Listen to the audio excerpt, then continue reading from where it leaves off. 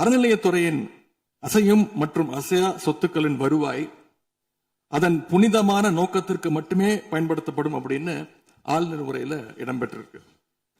இந்த கருத்தை பார்க்கும் பொழுது அறநிலையத்துறையே இருக்கக்கூடாது அப்படின்னு சொல்ற பாஜகவுடைய குரலாகத்தான் தாவேக அரசும் சொல்லுதா அப்படிங்கிற சந்தேகம் எங்களுக்கு வருது.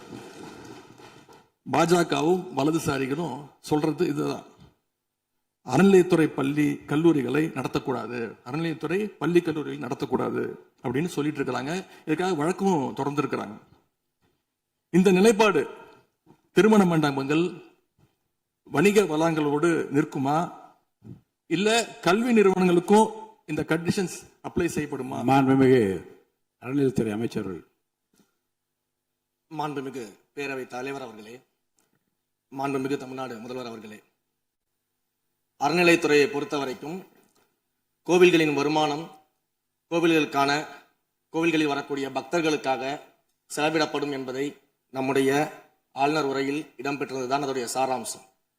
இன்னொன்று, சமீபத்தில் வெளியிடப்பட்ட திருமண மண்டபங்கள் மற்றும் வணிக வளாகங்கள் அந்த பணிகள் துவங்கப்படாத பணிகள் நிறுத்தப்பட்டது என்பது இந்த பணிகளை பொறுத்த வரைக்கும் நாம் ஆராய்ந்த வரைக்கும் அந்த கோவில்களில் பொதுமக்களுக்கு தேவையான அடிப்படை வசதிகள், பொதுமக்களுக்கு தேவையான தங்குமிட வசதிகள், பொதுமக்கள் பக்தர்கள் வரப்போது அவர்களுக்கு தேவையான அடிப்படையிலான கழிப்பறை வசதிகள் போன்ற இந்த வசதிகளை மேம்படுத்துவதை காட்டிலும் இவர்கள் கமர்ஷியலாக கோவில்களுக்கு திருமண மண்டபங்கள் கட்டுவதிலும் வணிக வளாகங்கள் கட்டுவதிலும் அதன் மூலமாக வருவாய் ஈட்டுவதை மட்டுமே குறிக்கோளாக வைத்துக் கொண்டு இந்த திட்டங்களை துவங்கியதன் காரணமாக மேலும் அதன் மீது பல்வேறு நீதிமன்ற வழக்குகள் ஸ்டே ஆர்டர்ஸ் இருப்பதனால நாம் அதையெல்லாம் ரத்து செய்து அறிவிச்சிருந்தோம்.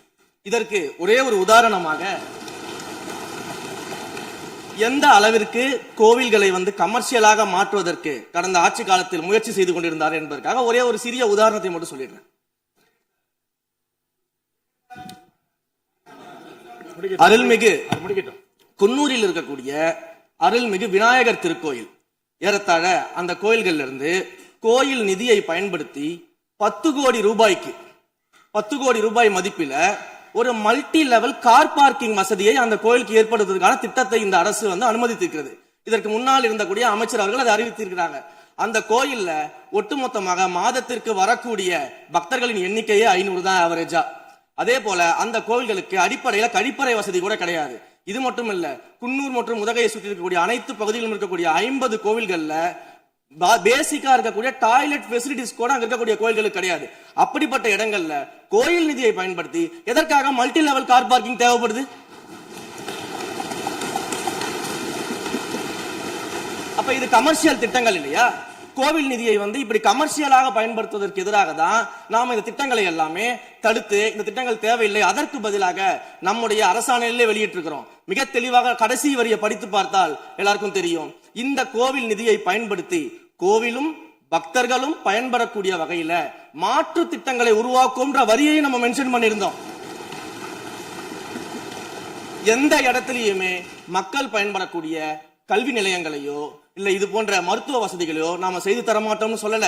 இன்னும் சொல்ல போனா கடந்த 5 ஆண்டுகள்ல ஒன்றிய அரசின் நிதி உதவியோடு பழனியில பாத்தீங்கன்னா ஒரு சித்த மருத்துவமனை கட்டுவதற்கான நிதி உதவியை ஒன்றிய அரசு தருவதற்கு தயாராக இருந்தது. ஆனா கடந்த ஆட்சியில அந்த திட்டத்தை அப்படியே கிடப்புல போட்டுட்டு கேட்டா ரெக்கரிங் செலவை எங்களால ஏத்துக்க முடியாது அப்படின்னு சொல்லி கிடப்புல போட்டு வச்சிருந்த இந்த திட்டத்தை நாம இன்றைக்கு கையில் எடுத்து அதை துவங்குவதற்கான ஆய்வில் இறங்கியிருக்கிறோம். அப்ப எந்த இடத்திலையுமே மக்கள் பயன்பெறக்கூடிய திட்டங்களை நாம தடுக்கவும் இல்ல, நாம யாருக்கும் பி டீமாக இருந்து வேலை செய்ய வேண்டிய அவசியம் இல்ல. கோயில்களின் நிதியை ஒரு காலமும் கமர்ஷியலாக பயன்படுத்த வேண்டிய அவசியமும் மாண்புமிகு தமிழ்நாடு முதலமைச்சர் தலைமையிலான தமிழக வெற்றி கழகத்தின் ஆட்சிக்கு தேவையும் இல்லை. மாண்புமிகு பேரவைத் தலைவர் அவர்களே, இந்து சமய அறநிலைத்துறை கொடைகள் என்ற ஒரு சட்டம் இருக்கின்றது. அந்த சட்டத்தில் விதி 69 என்ற குறிப்பிடப்பட்டிருக்கின்ற அந்த பணிகள் சட்ட விதிகளுக்கு உட்பட்டு சட்டத்தின் 36 பிரிவிலிருந்து தான் இந்த பணிகள் மேற்கொள்ளப்பட்டன. குறிப்பாக ஏதோ அமைச்சரே முடிவு செய்து திருமண மண்டபங்களையும் வணிக வளாகங்களையும் ஏற்படுத்துவதற்கு உத்தரவிட்டதாக மாண்புமிகு அமைச்சர் அவர்கள் அவைக்கு உண்மைக்கு புறம்பான தகவலை தந்து கொண்டிருக்கின்றார். ஒவ்வொரு திட்டங்களும் அன்றைய காலகட்டத்தில் இருந்த சட்டப்பேரவை உறுப்பினர்களுடைய பரிந்துரையின் அடிப்படையில், சட்டப்பேரவை உறுப்பினர்கள் கேட்டுக்கொண்டதற்கு அடிப்படையில் தான் அனைத்து திட்டங்களும் அந்த காலகட்டங்களில் கொண்டு வரப்பட்டது. அதோடு மட்டுமல்ல, உறுப்பினர் அவர்கள் குறிப்பிட்டு கூறினார், குன்னூரிலே மல்டி லெவல் கார் பார்க்கிங் கொண்டு வரப்பட்டது என்று. அங்கே இருக்கின்ற 56 கோயில்களையும் நான் குன்னூரிலே 5 நாட்கள் ஊட்டியிலே முகாமிட்டு அனைத்து கோயில்களுக்கும் நேரடியாக சென்று ஆய்வு செய்தோம். அந்த ஆய்வின் அடிப்படையில் அந்த திருக்கோயில்களுக்கு வருகின்ற பக்தர்களுடைய அடிப்படை தேவைகளுக்கு வருமானத்தை உயர்த்துவதற்காக குன்னூருக்கு சுற்றுலாவிற்கு வருகின்ற மக்களுடைய வாகனங்கள் போதிய அளவிற்கு பார்க்கிங்களுக்கு இடமில்லாமல் தவிக்கின்ற சூழ்நிலையில் அங்கே மல்டி லெவல் பார்க்கிங் கொண்டு வந்தால் நகராட்சி பரிந்துரையின் அடிப்படையில் வருமானம் பெருகும்.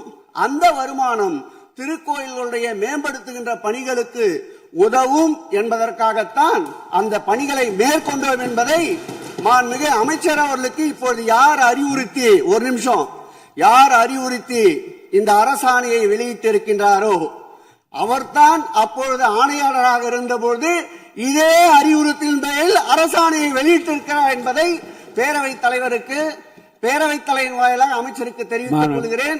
மேலும் அவர் கூறுவதற்கு எனக்கு பாயிண்ட் ஆஃப் ஆர்டரில் பதில் கூறுவதற்கு அனுமதிக்க வேண்டும். மாண்புமிகு பேரவைத் தலைவர் அவர்களே, குன்னூரில் இருக்கக்கூடிய அந்த விநாயகர் கோயிலுக்கு சொந்தமான இடத்துல மல்டி லெவல் கார் பார்க்கிங் அமைப்பதற்கு ஏற்கனவே அங்க இருக்கக்கூடிய நகராட்சி நிர்வாகம் ப்ரப்போசல் வழங்கிய போது அந்த நகராட்சி நிர்வாகத்திடம் நம்முடைய நிலத்தை குத்தகைக்கு கொடுத்து அதன் மூலமாக இருக்கக்கூடிய வருவாயை வைத்துக் கொண்டு நாம் முடிந்த வரையில் நம்முடைய கோயில்களுக்கு தேவையான அடிப்படை வசதிகளை நாம் செய்து கொடுக்கலாம். ஆனால் கோயில் நிதியவே 10 கோடி எடுத்து அங்க மல்டி லெவல் கார் பார்க்கிங் எந்த விதமான பொதுமக்களும் பக்தர்களும் கேட்கல. பக்தர்களும் பொதுமக்களும் கேட்பதெல்லாம் கோயிலுக்கு உள்ளே சென்று மனநிறைவோடு தரிசனம் செய்துவிட்டு வெளியே வரும்பொழுது அவர்களுக்கு தேவையான அடிப்படை வசதிகளை தான் பக்தர்கள் கேட்டுக் கொண்டிருக்கிறார்கள். அதை செய்தாலே போதுமானது. மாநில எதிர்கட்சி தலைவர் பேசுகிறீங்க. மாண்பு போதுங்க. நீங்க சொன்னீங்க, விளக்கம் சொல்லி திருப்பி இதை நான் அனுமதிக்க முடியாது. மாண்பு எதிர்கட்சி தலைவர் பேசுங்க. வேண்டாம், போதும். நீங்க பதில் சொல்லிட்டீங்க பாருங்க. மல்டி லெவல் கார் பார்க்கிங் தேவைன்னு அவர் இல்லைன்னு சொன்னாரு, ஏன் போட்டு நீங்க சொல்லிட்டீங்க. அதோட விவாதம் முடிந்தது. மாண்பு எதிர்கட்சி தலைவர் பேசுங்க. நீங்க திரும்ப எதுக்கு பாயிண்ட் ஆஃப் ஆடுற? இனிமே எதிர்கட்சி தலைவர் பேசி முடிக்கிற வரைக்கும் குறுக்கீடுகள் அவசியம் இருந்தால் அனுமதிப்பேன், அனுமதிக்க முடியாது. எதிர்கட்சி தலைவர் பேசலாம். ஒரு குற்றச்சாட்டு இல்ல, அவர் விளக்கம் தான் சொன்னார். என்ன குற்றச்சாட்டு சொன்னாரு?